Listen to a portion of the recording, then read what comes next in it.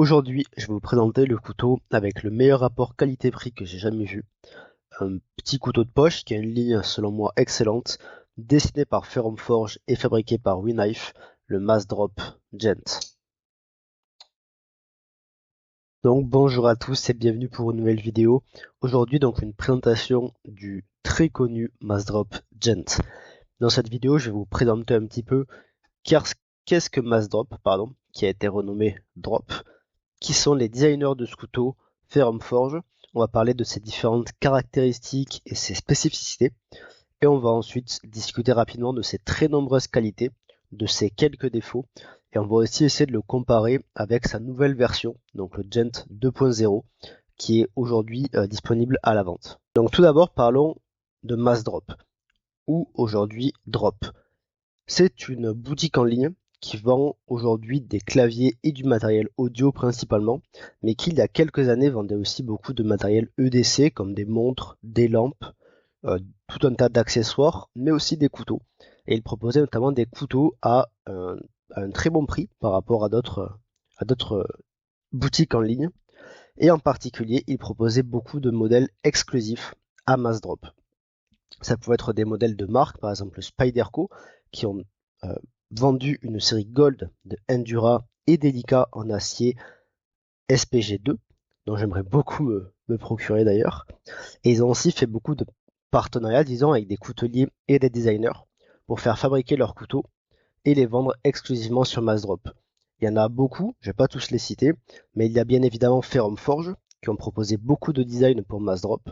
On a aussi Relaconico, par exemple, avec le modèle Kin, Garrett Bull avec le magnifique modèle Miura. Bob Terzula a aussi proposé plusieurs modèles, et on a aussi le français Tachibarusha qui a proposé le Heatseeker chez Massdrop. Ferrum Forge, donc ceux qui ont dessiné ce modèle Gent, ainsi que bien d'autres disponibles à l'époque chez Massdrop, sont deux frères, deux couteliers américains qui produisent beaucoup de design pour des couteaux de série. Ils ont notamment beaucoup dessiné pour CVV, Massdrop évidemment, ou Protec. Et aujourd'hui, ils ont d'ailleurs lancé leur propre marque de couteaux fabriqués en Chine, donc probablement par WeKnife ou CVV, avec, selon moi, une idée générale qui se dégage derrière leurs couteaux. C'est des designs qui sont à la fois simples, sobres et élégants. C'est un petit peu ce que je ressors de tous ces couteaux. Et en particulier ce modèle Gent, je pense que beaucoup de gens sont d'accord avec moi, c'est un modèle qui est particulièrement réussi.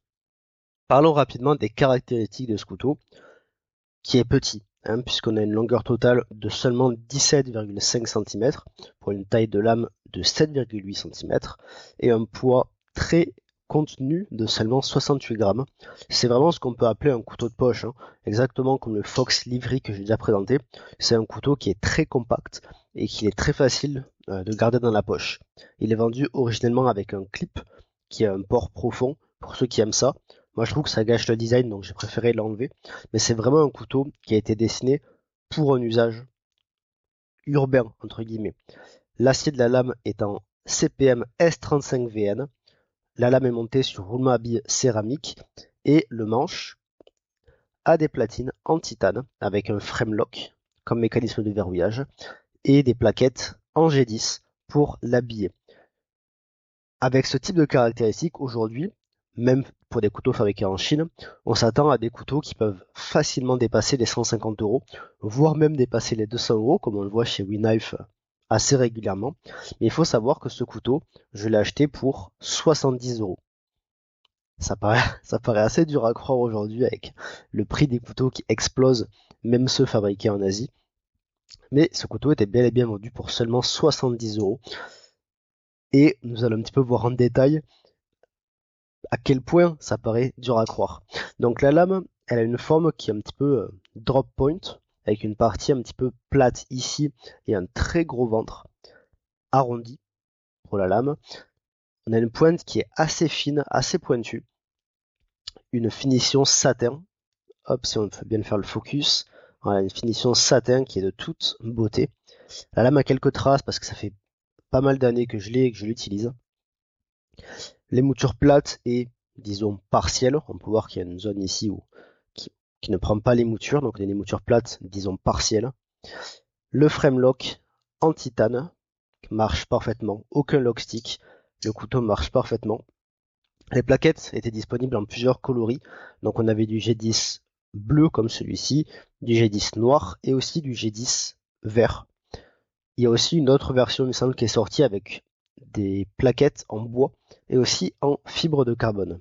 Ce couteau, il a eu beaucoup de succès et pour des bonnes raisons parce qu'il est vraiment bourré de qualité. La principale, je pense, qui a vraiment plu à l'époque, c'était son design qui, comme je l'ai dit, est vraiment simple, sobre et élégant. C'est un petit peu comme l'Elementum, si vous voulez, couteau d'ailleurs auquel l'Elementum a souvent été comparé, plutôt l'inverse. Ce sont des designs qui plaisent aux gens. Même si c'est pas forcément le couteau qu'on va reconnaître au premier coup d'œil, comme un couteau de la marque Spyderco, un couteau de couteliers connus comme Sienkiewicz par exemple, dont on reconnaît la patte assez facilement. Ce sont des couteaux un petit peu intemporels qui plaisent à tout le monde. On a aussi un design qui est assez réussi parce qu'on a un petit couteau très compact, très léger, mais qui a malgré tout une taille de lame très satisfaisante. Je vais le comparer un petit peu à ses principaux concurrents chez les grandes marques. Donc on a au-dessus le Benchmade Griptilian qui est légèrement plus grand et en dessous le Spyderco Delica qui a une taille de manche qui est légèrement plus grande mais une taille de lame plus petite. Donc vous voyez, ce couteau s'inscrit parfaitement dans cette trinité pour beaucoup moins cher d'ailleurs et en proposant beaucoup plus. Mais pour moi c'est une version voilà un peu plus compacte que le Bug Out. Il reprend une forme de lame assez semblable et un manche un petit peu plus restreint. La qualité de fabrication sur ce couteau, elle est aussi excellente et c'est l'une des raisons pour laquelle il a autant plu. Donc c'est un couteau qui est fabriqué par WeKnife, que tout le monde connaît aujourd'hui, qui possède aussi la marque CVV. C'est un couteau qui a une fluidité qui est assez impressionnante. Ça va être assez dur à montrer à la caméra. Hop, pardon. Mais c'est pour une petite taille de lame, on a vraiment une lame qui tombe très facilement. C'est assez impressionnant. Je pense que c'est l'un des couteaux les plus fluides que je possède. Surtout avec le poids de la lame qui n'aide pas à la faire retomber avec les roulements à billes. Mais ici, c'est juste un tout petit coup de poignet et la lame retombe très facilement. La détente du flipper aussi est parfaitement réglée. C'est un petit peu en opposition à ce que font les marques italiennes qu'on critique souvent pour leurs flippers. Où ils proposent des flippers où dès qu'on appuie, la lame sort parce que la détente est très faible et où on peut facilement rater l'ouverture.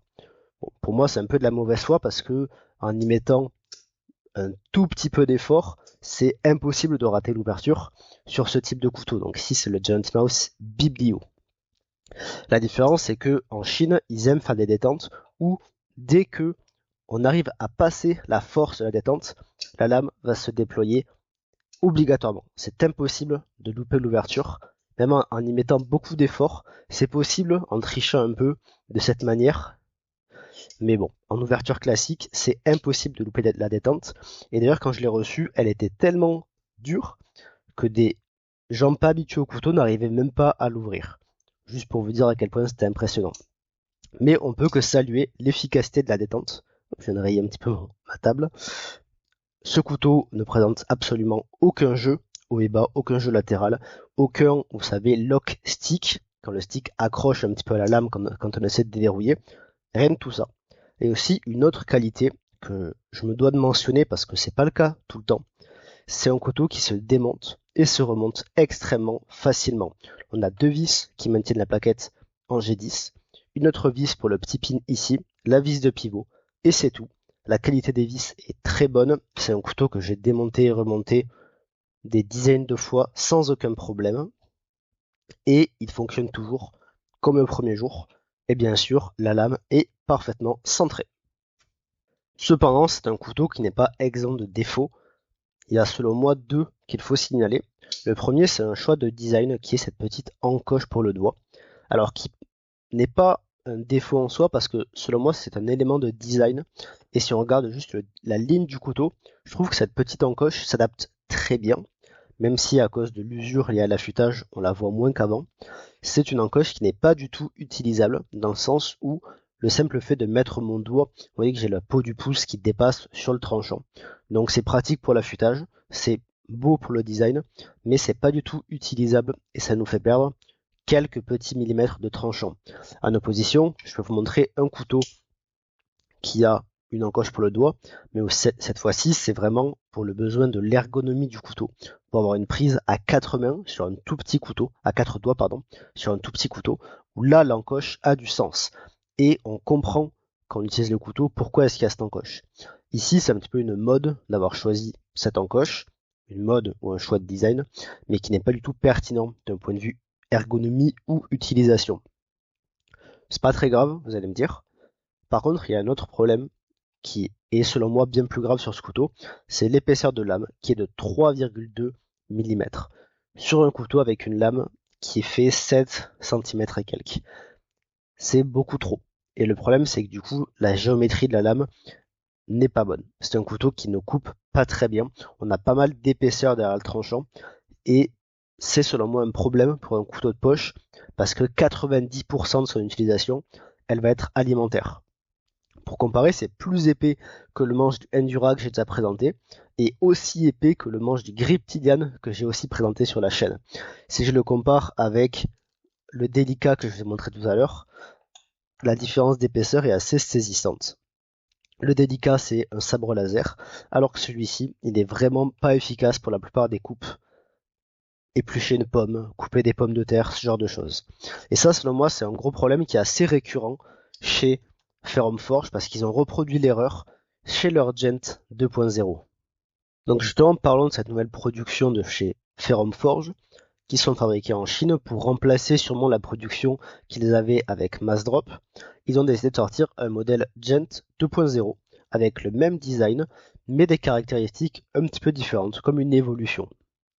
Alors je vais vous afficher un petit peu à l'écran les comparaisons entre les différentes caractéristiques de ces deux couteaux. Et on peut voir que en termes de longueur, le couteau est un petit peu plus petit. Par contre, il est légèrement plus lourd, ce qui est dû simplement à l'utilisation d'acier pour les platines à la place du titane de ce modèle Gent numéro 1. Donc pour moi, il n'y a aucun souci là-dessus. Le design est aussi très bon. Par contre, ils ont fait le choix d'augmenter encore l'épaisseur de la lame pour arriver à 4 mm. Ce qui pour moi est un non-sens absolu, parce que 4 mm, c'est l'épaisseur de couteau fixe, certaines fois. Donc je comprends vraiment pas l'intérêt de faire ça. Pour moi, c'est simplement saloper l'utilisation du couteau. La géométrie de la lame, c'est le facteur le plus important. C'est pour ça que les couteaux de cuisine sont aussi fins. Et avec la version 2.0, je pense que c'est un couteau avec lequel on va vraiment avoir du mal à couper efficacement. Autre chose qui me dérange avec la version 2.0, c'est l'acier choisi. Alors ici, le S35VN, c'est bien sûr un choix haut de gamme, si vous voulez, et je comprends parfaitement qu'avec des raisons économiques, on ne choisisse pas cet acier. Par contre, ils ont choisi du 9 CR18 MOV, qui est une légère évolution, amélioration du 440B, donc un inox très entrée de gamme. Et c'est un choix que je trouve très mauvais, surtout au vu du tarif auquel est proposé ce couteau. À ce tarif-là, chez CVV, on a du Nitro V sans aucun problème, d'accord, ou du 1478N. Donc l'usage du 9CR18 MOV, pour moi, pour Sencut, pour des couteaux à 40 €, il n'y a pas de problème. Pour des couteaux à 80 €, c'est un souci. Et je pense que la version 2.0 souffre trop de la comparaison avec le premier modèle en termes de rapport qualité-prix et en plus amplifier ses défauts. C'est la raison pour laquelle j'ai décidé de ne pas me le procurer. D'ailleurs, certains d'entre vous ont la version 2.0 et auraient un retour à faire, je serais très intéressé.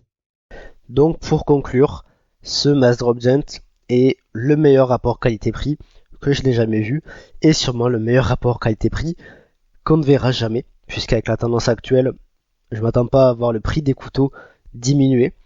C'est un couteau qui est tellement bon et qui a tellement plu qu'on le voit souvent d'occasion à 150-200 €. Je l'ai même vu à plus de 300 sur eBay avant de tourner la vidéo.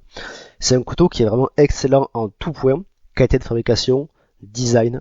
Il y a seulement la géométrie de la lame qui pêche et c'est un défaut qui a l'air d'avoir été amplifié sur la version 2.0. Je tenais à faire cette vidéo pour parler un petit peu de Massdrop, qui était pour moi une initiative dans le monde de la coutellerie qui était géniale, parce qu'elle me donnait accès à des couteaux de couteliers et de designers à des prix hyper corrects. Donc je suis très déçu que ce soit fini, et j'espère qu'on pourra revoir ce genre d'initiative à l'avenir. Voilà, je vais m'arrêter ici. Merci d'avoir regardé cette vidéo. J'ai essayé de faire un petit peu plus court que d'habitude, mais comme d'habitude, je pense ne pas avoir réussi. Je vous invite à vous abonner à cette chaîne et à mes réseaux sociaux pour rester au courant de mes futures sorties. N'hésitez pas à laisser un commentaire pour donner votre avis sur le couteau, sur la vidéo ou simplement pour discuter de couteau. Je vous retrouve la semaine prochaine pour une nouvelle vidéo. Au revoir.